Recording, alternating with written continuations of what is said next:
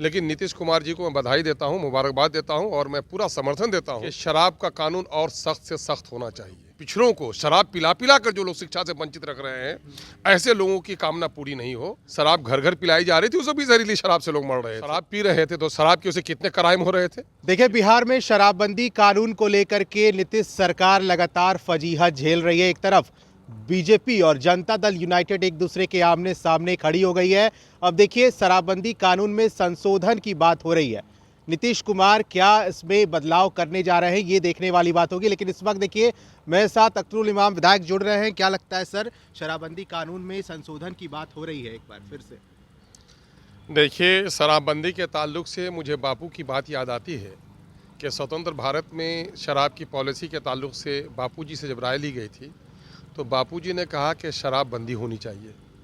लोगों ने परामर्श दिया कि बापू, शराब से जो राजस्व की आमदनी होती है उससे बहुत सारे स्कूल और हॉस्पिटल चलते हैं। तो बापू ने कहा था बच्चा बच्चा बीमार हो जाए या अनपढ़ रह जाए, हम इसको बर्दाश्त कर सकते हैं, लेकिन शराब की इजाज़त नहीं दे सकते हैं।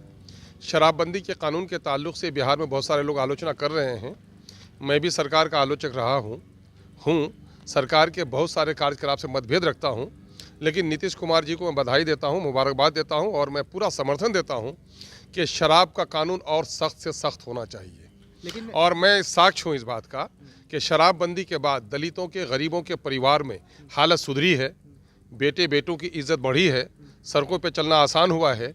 न जाने हमारे जो लोग हैं, चाहे जिस समुदाय के हों, जिस संस्कृति के हों, जिस धर्म के पालन करने वाले हों, एक सभ्य सोसाइटी में शराब पीकर सड़क में नाचने का जो तमाशा यहाँ पर रहा है वो कतई बर्दाश्त नहीं किया जाना चाहिए। और शराबबंदी के कानून में माननीय मुख्यमंत्री को फैसला लेना चाहिए। कुर्सियाँ आती हैं और जाती हैं, लेकिन फैसले कर लिए जाए। शराबबंदी के कानून में ढील नहीं बल्कि और सख्ती लानी चाहिए और शराब पर कठोर कानून बनना चाहिए ताकि हमारी नई पीढ़ी शराब से बचे। दलितों को, पिछड़ों को शराब पिला पिला कर जो लोग शिक्षा से वंचित रख रहे हैं, ऐसे लोगों की कामना पूरी नहीं हो और शराबबंदी से का कानून लागू रहना चाहिए। इन बिहार में जहरीली शराब कांड से 13 लोगों की मौत हुई है, जिसके बाद एनडीए के अंदर ही घमासान मचा हुआ है। अब देखिए, जीतन राम मांझी घटक दल है, वो कह रहे हैं कि कृषि कानून वापस हो सकता है, तो शराबबंदी कानून भी वापस लीजिए। अब ये मामला तो उनका रहा है। जहरीली शराब, जब शराब की यहाँ इजाज़त थी, शराब घर घर पिलाई जा रही थी, उसमें भी जहरीली शराब से लोग मर रहे थे। ऐसा नहीं है कि शराबबंदी पर जो इस वक्त कानून है उस पर ढील देने से जहरीली शराब का मामला बंद हो जाएगा। जहरीली शराब की बात क्यों करते हैं? राज्य में आप जाएं, खान पान की चीज़ों में देखें कितनी मिलावट है ना। खाने के तेल में कितना जहर मिला हुआ है ना, कितने केमिकल्स मिले हुए हैं। तो ये एक अलग मुद्दा हो सकता है, लेकिन शराबबंदी के कानून पर पाबंदी लगी रहनी चाहिए। यानी कि कानून पे जो संशोधन की बात हो रही है वो आ सकता है, तो कोई दिक्कत नहीं, दिक्कत नहीं। मैं ये कह रहा हूँ कि कानून और सख्त होना चाहिए। शराब पीने पर, पिलाने पर, परोसने वालों पर, शराब की स्मगलिंग करने वालों पर, शराब पीने वालों की पनाह देने वालों पर, सब लोगों पर कानून गिरफ्त मजबूत होना चाहिए। आप कह रहे हैं कड़ा होना चाहिए और कानून, लेकिन लगता है कि बिहार में 2016 से शराबबंदी कानून है, कितनी तस्वीरें आई, कितनी लोगों की जान गई। नहीं, जान गई, लेकिन आपको पता नहीं है कि जब आप शराब पी रहे थे तो शराब की उसे कितने क्राइम हो रहे थे, कितने बलात्कार हो रहे थे, सड़कों पर कितनी घटनाएं होती, कितनी दुर्घटनाएं हो रही थी। उस आंकड़े को लाइए तो आप पाएंगे कि शराबबंदी से पहले और शराबबंदी के बाद बड़ा फर्क पड़ा है।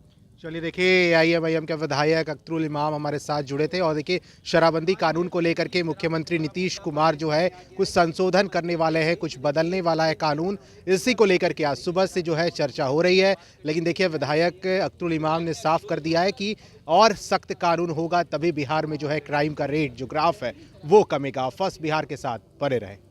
तंत्र मंत्र के बादशाह, भारत के जाने माने सर्वश्रेष्ठ गुरु खान जी, मिलेगा हर समस्या का समाधान गारंटी के साथ। मेरी बेटी की शादी के लिए बहुत से रिश्ते आते थे, पर कोई न कोई अड़चन पड़ जाती थी।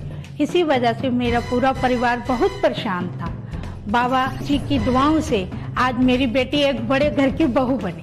भटको चाहे जहां, काम होगा सिर्फ यहाँ। गृह कलेश, कर्ज मुक्ति, प्रेम विवाह, जादू टोना, पति पत्नी में अनबन, सौतन या दुश्मन से छुटकारा, विदेश यात्रा में रुकावट, फिल्मों में प्रवेश और कोर्ट कचहरी जैसी समस्याओं का समाधान।